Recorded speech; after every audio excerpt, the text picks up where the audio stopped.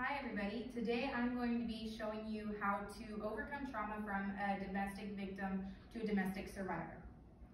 So today we are going to learn some fun stuff, but it's also kind of scary, but that's okay.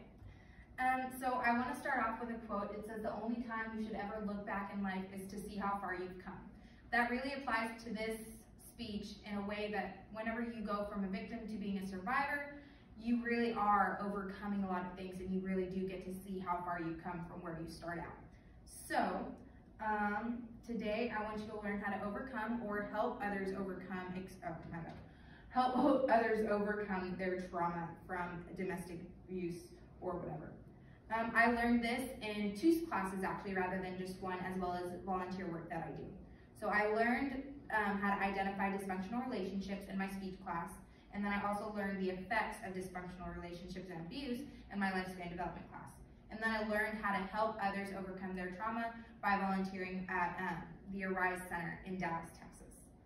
You can find out more information about the Arise Counseling Center at arisecounselingcenter.org. So in this speech, you're going to learn the steps to overcome trauma in a way that's best for you. But I must preface that everyone overcomes trauma differently. My steps might not adhere to how you need to overcome your trauma. It's not the same for everyone. Everyone's trauma is different, everyone's abuse is different. It's all going to change based on how you see yourself overcoming all of that. So, step 1 is you need to understand that nothing that happened to you is your fault. There are no excuses for getting hit or abused or sexually assaulted by a significant other or a family member. It's not what you did, it's something that is wrong with your abuser.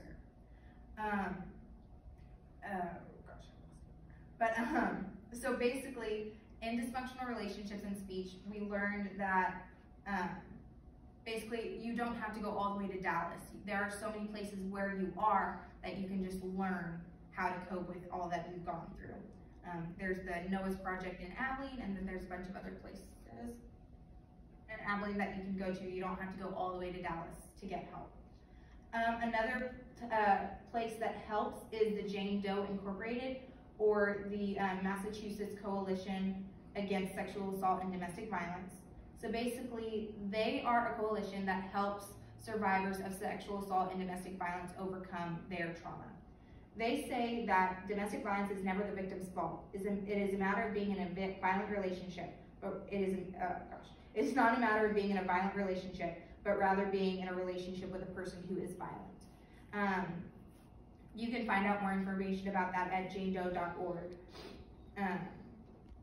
And then another step of understanding that it's not your fault is another survivor who I found is Miss Stacia Flegel.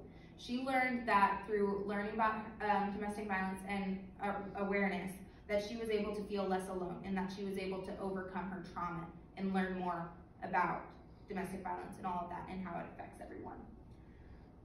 You can find out more about her story at themedium.com/theascent. Okay. Step 2, you are not the only one that this has happened to.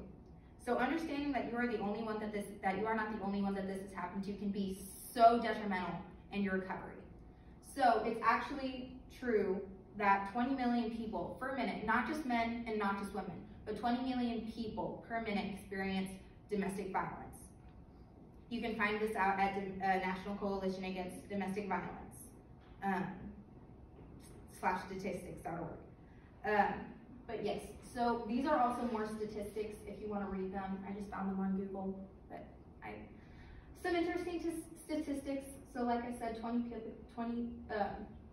every minute, 20, these are probably outdated, but the statistics that I got from NCADD were 20 million people, not just 20. I want to say that it's in the US. Okay, but yeah, so, and then step 3 is going to be, you seek professional help.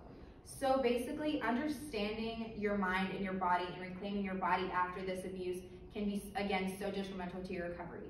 If you seek professional help by either someone that has gone through what you've been through or knows how to help other people what you've been through, can be so helpful in overcoming your abuse. whenever you're ready to tell family and friends, they can also be so helpful in your recovery. You have more support, the bigger the support system, the more likely you are for recovery. And then almost last but not least, you need to realize how far you've come. Like I said in the beginning, it's the only time you should ever look back is to see how far you've come. So basically, there is no timeline for recovery. You never have to adhere to other people's ideals or visions of what recovery looks like, of what coping looks like, of all of this stuff. You need to just understand that there are long-term effects, whether it's abuse or PTSD or all of that. It's all gonna be effective in how you cope. You can find out more about the effects and signs of domestic violence at the Joyful Heart Foundation, your status of your recovery. Whether it's 5 years, 5 minutes, 5 decades, it all depends on how far along you are. You never have to adhere to other people's ideals of what recovery looks like. Like I said, you can find out more information about the physical and emotional effects as well as signs of domestic violence at joyfulheartfoundation.org. I learned the long-lasting effects of domestic violence from a young age in my lifespan development class. I also learned the long-lasting effects from being a survivor of domestic violence myself. Like I said, I didn't say, but I volunteer as a sponsor with the Arise Center, as I mentioned earlier in my speech. Basically, like I said, if you have someone that works and knows what you're going through, it can make recovery a lot easier. My last step is going to be make moves to forgiving your abuser. Now, I know that that's probably the hardest thing that you can possibly do. So if you decide that you're ever ready to confront your abuser or forgive him or her, that's all up to you, but I do recommend that you go with either a third or a fourth party. That way it's all safe.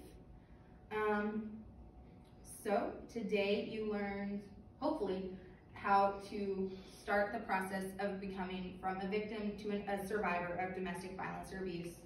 I hope that you learned steps to recover or steps to help others recover, and I would like to thank you for listening to my long-winded speech.